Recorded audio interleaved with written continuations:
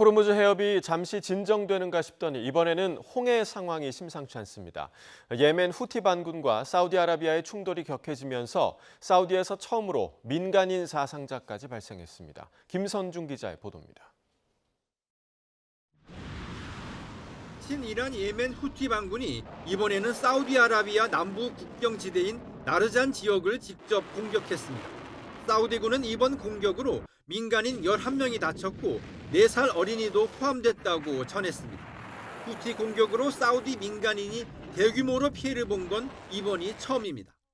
And we call on the Yemeni parties to exercise restraint and refrain from actions that could lead to further military escalation. 후티 반군은 사우디를 공격하기 몇 시간 전에 예멘 정부군에도 포격을 가해 역시 수십 명이 숨졌습니다. 사우디가 후티 점령 지역을 봉쇄한 것에 대한 보복이라고 밝혔습니다.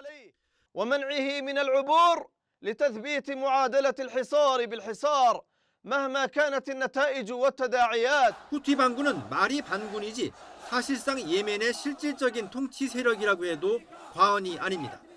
수도 사나를 장악하고 군대는 물론 자체 행정 조직까지 운영하며 사실상의 정부 역할을 하고 있습니다. 그만큼 군사력도 무시할 수 없는 수준입니다.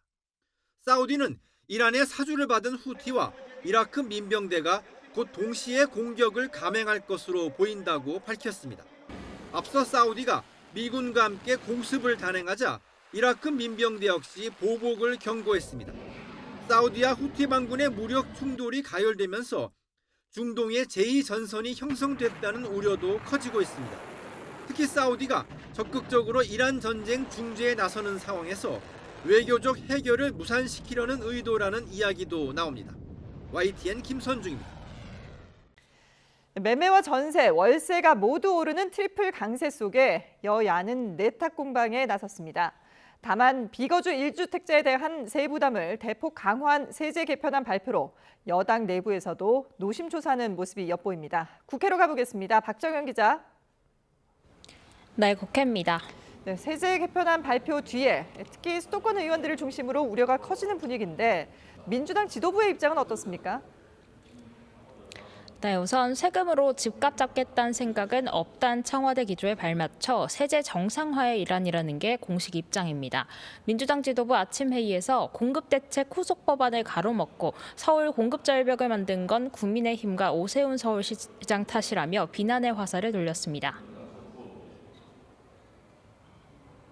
정부의 공급대책 후속 법안을 가로막고 있는 장본인은 다름 아닌 국민의힘입니다. 비판하려거든 본인들의 책임을 다한 후에 하십시오. 다만 자칫 부동산 역풍과 2년 뒤 총선 민심 이탈로 이어지지 않을까 소가리를 삼키는 모습도 엿보입니다. 서울 성북을 김남근 의원은 라디오 인터뷰에서 수도권 의원들 사이 비거주 1주택자에 대한 형평성 문제 우려가 있는 건 사실이라고 전했습니다. 추후 국회 심사 과정에서 부득이한 사유가 있는 일시적 비거주를 폭넓게 인정할 필요가 있다는 의견도 제시했는데요. 국민의힘에선 장동혁 대표가 위원장으로 있는 당내 부동산 정상화 특위 회의가 열렸습니다. 장 대표 대통령이 밤마다 SNS 글로 집값을 들쑤시더니 이제는 세금까지 올린다며 집값 잡겠다고 국민만 잡고 있다고 비난을 쏟았습니다. 열심히 땀 흘려 집 한 채 마련한 어르신들에게 지방으로 이전하라 강요하고 직장 문제 혹은 자녀 학교 문제로 비거주하는 1주택자엔 세금 폭탄을 떨어뜨려 놓고선 정작 대통령 본인은 개편안 발표 직전 허겁지겁 집을 팔았다고 주장했습니다. 부동산 지옥을 만든 주범이 바로 이재명 정권입니다. 본인 집 팔자마자 국민에게 세금 폭탄. 정말로 이런 내로남불이 없습니다. 네, 여야 상황도 살펴보겠습니다. 민주당 2주차 전국 순회 경선 이제 하루 앞으로 다가왔죠. 네, 이번 주말 제주와 인천, 강원과 대구, 경북 순회 경선을 앞두고 있지만요. 민주당 당권주자 3인방 오늘 나란히 호남으로 달려갔습니다. 박빙구도서 권리당원 규모가 큰 호남이 결국 핵심 승부처가 될 거란 공통인식이 있는 거죠. 진영 간 신경전도 치열합니다. 정 후보는 ETF 사태 관련 총리였던 김 후보 사과를 요구한 게 청와대를 겨눈 게 아니냐는 지적엔 사실 왜곡이라며 정청래가 되면 레임덕이 온다느니 언어 도단 말라고 경고했고요. 김 후보는 정부 여당이란 모름지기 한 몸인데 마치 야당인 것처럼 공격하는 건 부적절하다 날을 세웠습니다. 송 후보, 정 후보가 자신을 제2의 노무현이라 하는데 오히려 과거 김대중 전 대통령을 공격했던 이인재 전 의원에 가깝다고 일침을 날렸습니다. 국민의힘은 오늘 10시 중앙윤리위원회 회의가 열렸습니다. 최근 보안수사권 폐지 반대 간담회에서 부산 돌려차기 사건 관련 부적절한 발언을 한 서범수 진종호 의원에 대한 윤리위가 징계를 개시했습니다. 다만 윤리위원장에 앞서 친한동훈계 등 징계 결정 과정에서 외부와 상의했다는 의혹이 제기되며 일부 윤리위원은 오늘 항의 차원에서 사퇴를 표명했습니다. 지금까지 국회에서 전해드렸습니다.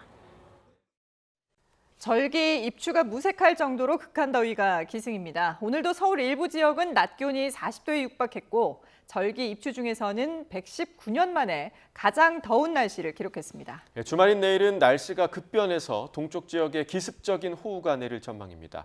취재기자 연결해서 자세한 날씨 상황 알아보겠습니다. 정혜연 기자, 역대 가장 더운 입추였다고요?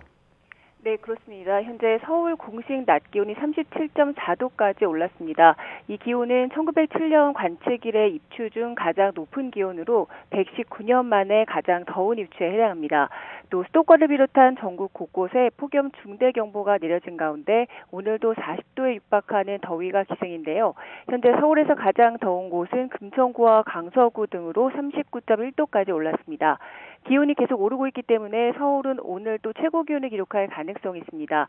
경남 밀양과 영월 지역도 40도에 육박하고 있습니다. 한낮의 야외 활동은 자제해 주시고 야외 작업장에서의 한낮 작업도 반드시 중단해 주시기 바랍니다.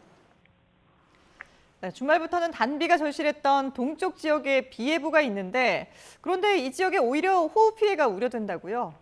네, 그렇습니다. 태풍 돌핀에서 유입된 강한 동풍과 바다의 수증기가 충돌하면서 이번 주말과 휴일 사이에 태백산맥 동쪽 지역을 중심으로 대기 불안정이 매우 심해질 가능성이 있습니다.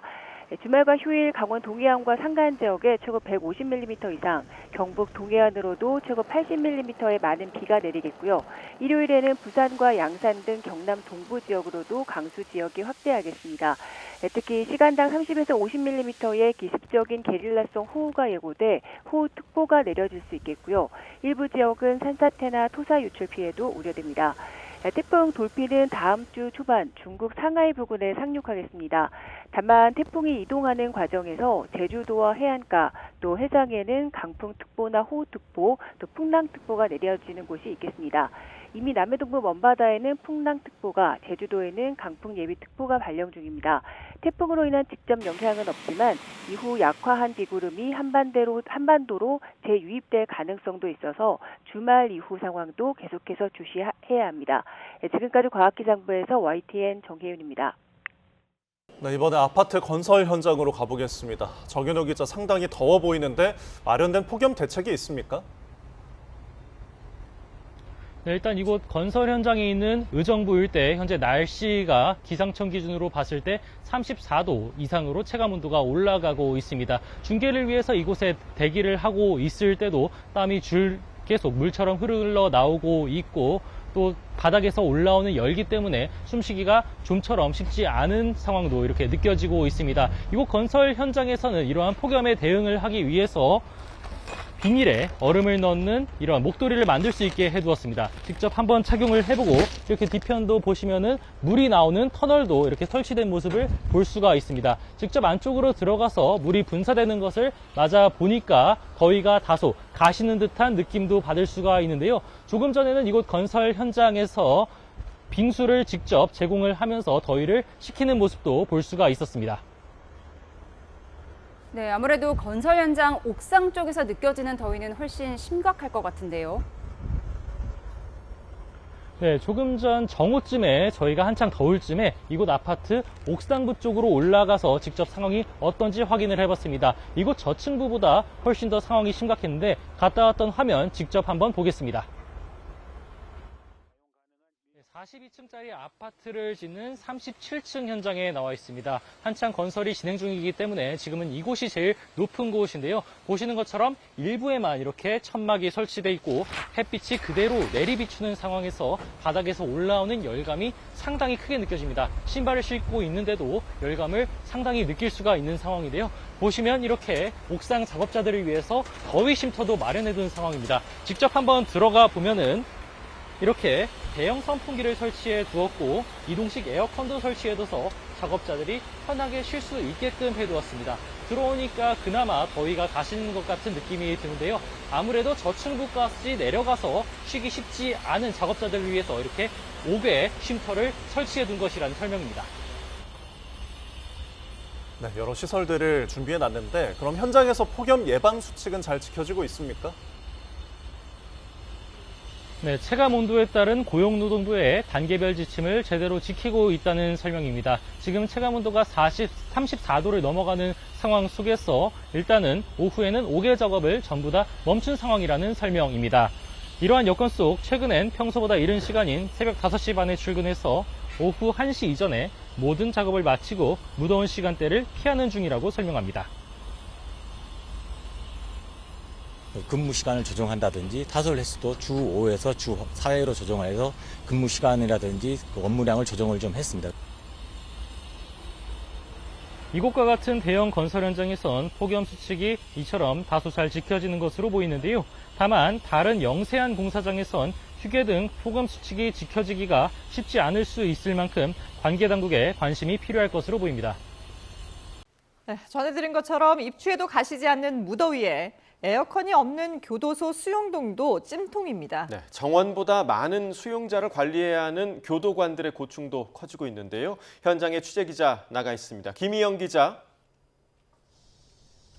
네, 경기 여주교도소입니다. 네, 김 기자가 직접 교도소에 들어가 봤다고 하는데 내부 상황이 어떻습니까? 네, 저희 취재진이 법무부의 협조를 얻어 오늘 오전에 현장에 다녀왔는데요. 취재를 시작한 지 10분도 되지 않아서 땀이 흘러내리기 시작했습니다. 환자들이 있는 공간 등 일부를 제외하고 대부분 수용동에 에어컨이 없어 찜통이 따로 없었습니다. 오전 10시 기준 교도소 내부 온도는 33도를 넘었고 습도는 80%를 넘은 곳도 있었습니다. 교도관들은 오후가 되면 내부 온도가 36도까지 치솟기도 한다고 전했습니다. 이곳 여주교도소는 다른 교도소와 달리 천장에 유리창이 있는 데다 건물 가운데가 뚫려 있는데요. 천장 창에 그늘막을 설치하긴 했지만 건물 위층으로 올라갈수록 더위가 더 심하게 느껴졌습니다. 수용실에는 선풍기 한두 대가 달려 있었고 햇빛을 피하려 창문에 신문지를 붙여둔 모습도 보였습니다. 폭염 중대경보가 내려진 뒤부터 일부 수용자의 실외 운동도 중단됐다고 교도관들은 설명했습니다. 네, 요즘 같은 폭염에 에어컨도 없는 곳에서 일하려면 교도관들도 많이 힘들 것 같은데 어떻습니까? 네, 교도관들은 연신 땀을 훔치면서도 순찰을 도는 등 맡은 업무에 집중하는 모습이었습니다. 취재진이 만난 교도관들은 하나같이 근무를 마치고 나면 근무복이 땀에 푹 젖어 하얀 소금 얼룩이 남을 정도라고 말했습니다. 특히 수용자들이 더위에 지쳐 소란을 일으키는 경우도 늘었다고 전했는데 시설이 이미 과밀한 가운데 폭염까지 겹치면서 업무 강도가 더 세지고 있다고 설명했습니다. 교도관들 목소리 직접 들어보겠습니다. 운동 마치면 샤워 한번 하고 반팔티 갈아입고요.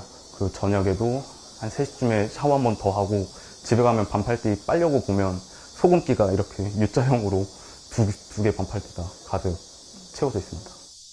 그리고 예민해져 있기 때문에 저희도 이제 수용자 처우를 하는 데 있어서 좀 어려움이 있습니다.